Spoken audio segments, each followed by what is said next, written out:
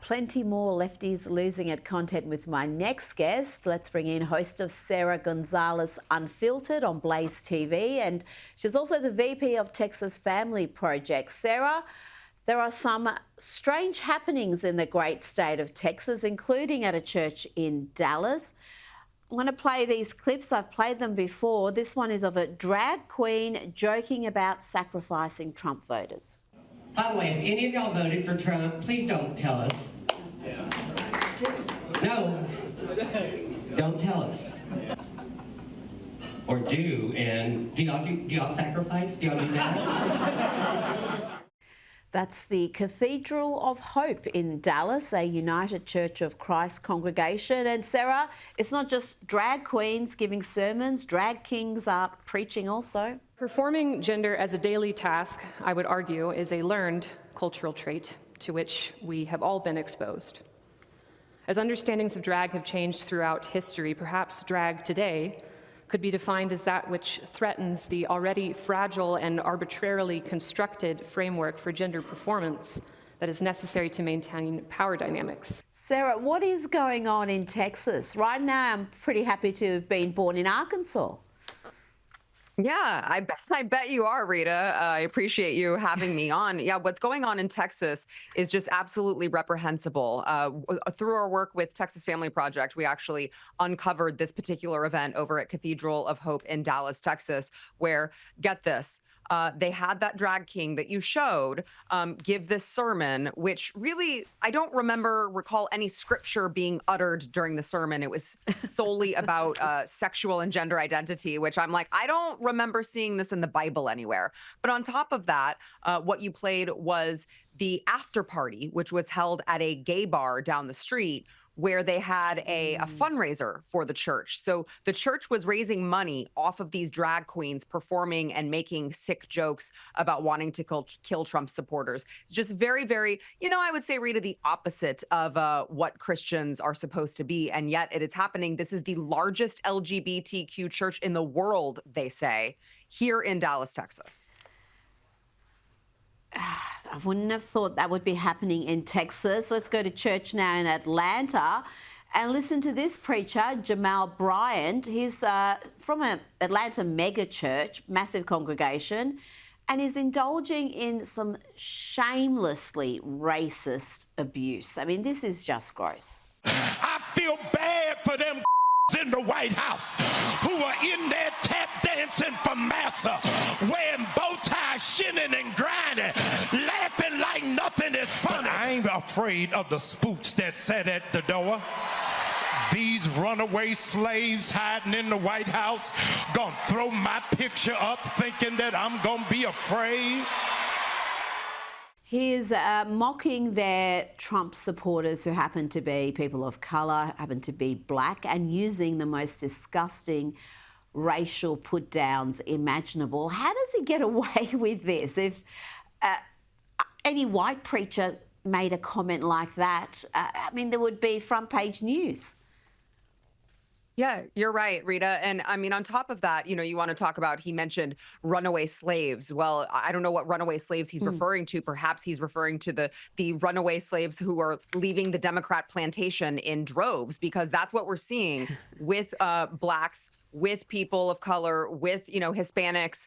We are seeing these people because they're so tired of this divisive rhetoric. They're so tired of identity politics here in the state. That is why back in November, I'm sure everyone recalls, we had a mandate in this country. Overwhelmingly, we voted, record numbers of minorities voted for President Trump's agenda and vision. And it didn't include this divisive rhetoric that we hear from the Democrats. So they're getting away with it for now. You see this pastor, this preacher, who I believe has sort of a questionable history in and of itself, but they're getting away with it for now, Rita, but they are getting away with it less and less as time goes on. People are tired of it. They're done. Well, if you watch The Real Housewives of Potomac, you will know all about Jamal Bryant. His ex was Giselle, and you hear about all the affairs, all the love children. So, yeah, I don't know how he's a man of God, but here we are. Now, let's talk about The View. Chuck Schumer was on The View, and I don't know if these Democrats get extra stupid when they appear on that show, but I was shocked to hear him mock Americans who want to see a cut in red tape, Americans who want to see their taxes cut. You know what their attitude is? I made my money all by myself. How dare your government take my money from me? I don't want to pay taxes. Or I built my company with my bare hands. Sara, that's not a winning message, is it? I mean, how lost are the Democrats?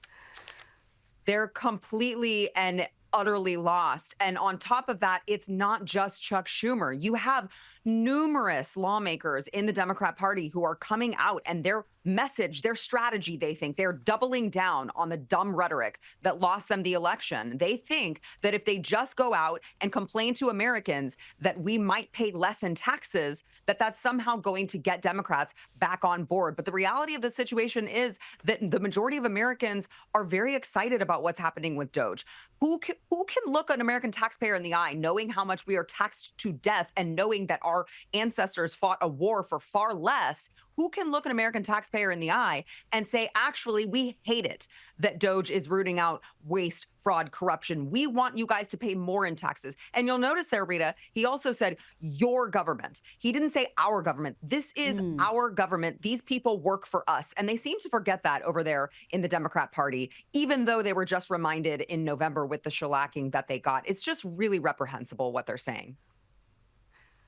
And yet, despite that unhinged position, he's not left enough for many Democrats. There's calls to have him removed because he's not ideological enough, he's not left enough, he's not combative enough. I mean, are the Democrats in danger of becoming completely radicalised by the squad types, by the AOCs and Rashida Tlaib's types who are just going to see the party veer even further left?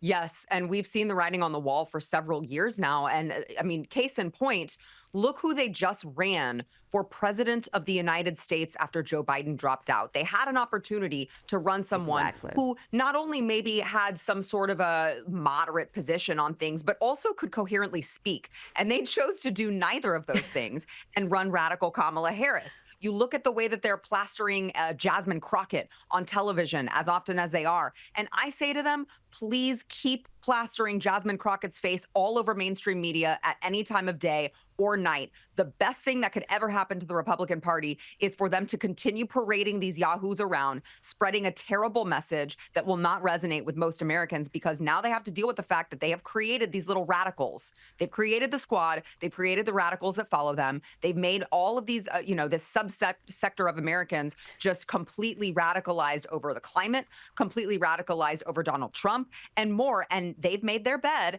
and now they get to lie in it. And we'll see how that works out for them. Well, I heard Don Lemon argue this week that AOC was the next leader of the Democrats. He was advocating for that position. So if that's where they are, good luck to them, because it's going to be an electoral bloodbath come 2028. Yeah. Now, I played footage just earlier of another apology correction on MSNBC. They managed to mix up Modi with Putin. They're so eager to spread propaganda about Trump and Russia that they got the Indian Prime Minister mixed up with Vladimir Putin. How is the US media coping during Donald Trump's second term? They didn't do too well in the first term. They were just in hysteria mode for 4 solid years. Are they a little bit more balanced now, a little bit more restrained? You know, it's funny because you sort of see two different ways of handling it happening here in the media. You see the CNN route, which is the guys at the top have decided, okay, maybe we need to redirect, maybe we need to course correct. You also see that with the Washington Post. You have Jeff Bezos, who is saying, oh, hold on, now we need to hire some conservative writers. Now, the problem with that is that I think that these people are too far gone. They've already lost the credibility. People are not going to all of a sudden trust the Washington Post or CNN again. But then you have the MSNBCs of the world who don't seem to be course correcting at all. I mean, you have Rachel Maddow, MSNBC host here, who was complaining about Joy Reid, who got her show canceled. And Rachel Maddow actually said to the entire country that Joy Reid was fired because she was Black. She was a Black woman. And so you have these two disconnects where there are certain media companies who have chosen to take the path of maybe trying to reconstruct their, the vision of where their future lies, and then there is the path of MSNBC. But the beautiful part about all of this, Rita, is that in all of these forms, they are losing viewers by the second. They are having to cut off staff. They are having to fire their hosts.